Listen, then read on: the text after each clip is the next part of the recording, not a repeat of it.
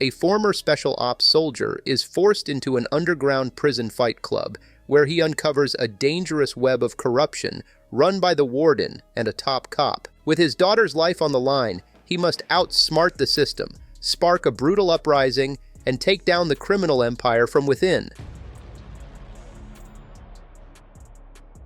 The movie starts in a house where people are packaging drugs. Terry Savage sneaks in with a gun to steal their money. He gathers the money, but as he leaves the house, he runs into the police, who arrest him. When they check his records, they find out he was a special ops soldier who received medals for his missions in Afghanistan, Iraq, and Nigeria. Police Commissioner Harvey Clark asks why he turned to stealing, and Terry explains that he couldn't afford medicine for his sick daughter. Harvey then offers Terry a deal: go undercover in a prison to investigate a corrupt warden involved in human rights violations and corruption, and find evidence to take him down. Terry refuses at first, but the commissioner reminds him of the prison sentence he faces and asks him to do it for his daughter. Left with no choice, Terry agrees. He says goodbye to his sick daughter, and Harvey gives him instructions on how to communicate while in prison, urging him to take care of himself. When Terry arrives at the prison, Lieutenant Killian explains the prison rules to the inmates. They implant a tracking chip in him and show him his cell, where he finds a cell phone with a message telling him to use it to send evidence. The next morning, Killian wakes the inmates rudely for breakfast. Another inmate spills Terry's food and demands he bow down, but Terry walks away. Later, while walking around the yard, another inmate asks if Terry can fight.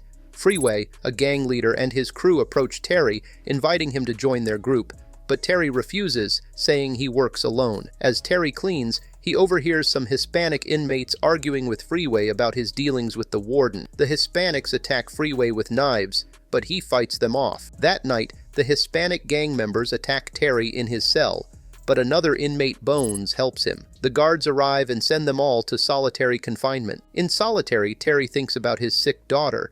In the next scene, the warden punishes the Hispanics for attacking Terry and apologizes to Terry, making a joke about his family. The warden explains that the prison is privately owned and often boring, so he created a fighting tournament called The Dungeon, where good fighters can earn rewards.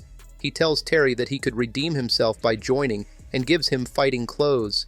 Terry is then assigned a new cellmate, and guard Gina escorts him, discussing his military career. When he arrives, he finds that his new cellmate is Bones, the inmate who helped him earlier. Bones tells Terry that if he wants to survive, he needs to forget about the outside world and focus on making it through the Friday dungeon fight. He offers to help Terry get ready. Terry uses the secret phone hidden in his cell to contact Commissioner Harvey, reporting what he has learned about the warden's underground fighting ring, the dungeon. However, Harvey tells Terry that he needs to provide video proof of what's going on. Bones begins training Terry for the fights and shows him around the prison, explaining the different gangs. One of the most powerful groups is the Black Mafia, led by Freeway, a strong fighter who was also trained by Bones. The next day, the guards take Bones and Terry to the dungeon arena. The warden sits in the front row, and an inmate enthusiastically announces the start of the no-rules fights, while other inmates watch on TV screens from other parts of the prison. Terry uses his phone to secretly record the event as the warden watches with a smile on his face. The first fight features Freeway, who has to take on two opponents at once. Even though he's outnumbered, Freeway easily defeats them, and the crowd cheers wildly. After that, it's Terry's turn. He is set to fight El Vampiro, a member of the Hispanic gang who is feared for sharpening his teeth to look like a vampire. Before the fight, Bones gives Terry tips, warning him about El's tackling style. Terry manages to defeat El Vampiro after a tough battle. After the fight, the warden praises Freeway for his victory and tells him he can choose a reward. But instead of asking for a typical prize, Freeway demands to know why Bones is helping the new guy, Terry. The warden tells Freeway that Bones only helped because he asked. Freeway then reminds the warden of the promise to set him free for keeping the peace among the inmates. He threatens the warden, saying that if his freedom isn't guaranteed, he can no longer guarantee the other inmates will stay under control. The warden, trying to calm Freeway down, promises to arrange a rematch for him with the top fighter from Aurora State Prison, and assures him that if he wins, he will be released. Later, a lawyer named Jeanette from the National Veterans Affairs visits Terry in prison. She explains that she has been assigned to his case to help him, as he isn't really a criminal. But Terry, feeling unsure, refuses her help. Jeanette tells him about a corrupt system run by private prisons, which profit by exploiting African American and Hispanic prisoners. She urges him to call her if he changes his mind or needs any assistance in the future before leaving. Bones keeps preparing Terry for his next match, this time against Z, another top fighter in the prison. Bones advises Terry to use his strength to counter Z's quick movements and agility. When the fight begins, Terry lands a powerful punch that knocks Z out cold. However, instead of continuing to beat him as the crowd expects, Terry refuses and walks away. After the fight, Bones opens up to Terry about his past, explaining how he ended up in prison for murder. Terry starts to reflect on his own life and the choices that led him to this point, feeling conflicted about what he's doing. The next day, the other inmates begin to see Terry as a threat. Two of them later ambush him with knives.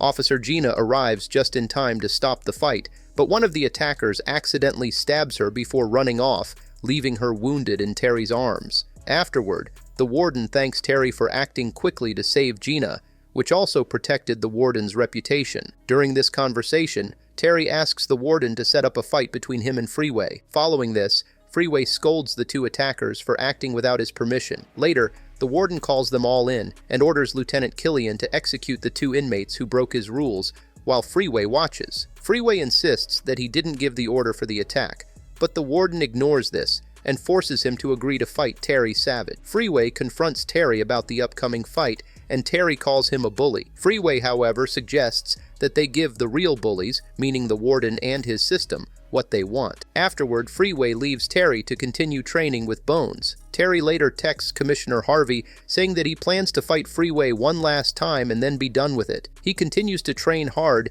thinking about his daughter and what's at stake. In the next dungeon event, the warden announces the big fight between Terry Savage and Freeway, while the crowd cheers in anticipation. The two fighters exchange heavy blows and kicks in a brutal match, but in the end, Terry defeats Freeway.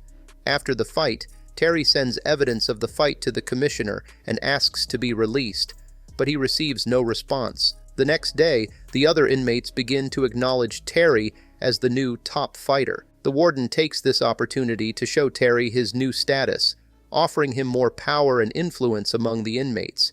But Terry sees the prison differently, calling the men in there fathers and leaders who have found no real rehabilitation. The warden offers Terry his support in running the prison, but Terry refuses. The warden then reveals his drug smuggling operation, showing Terry how the system really works.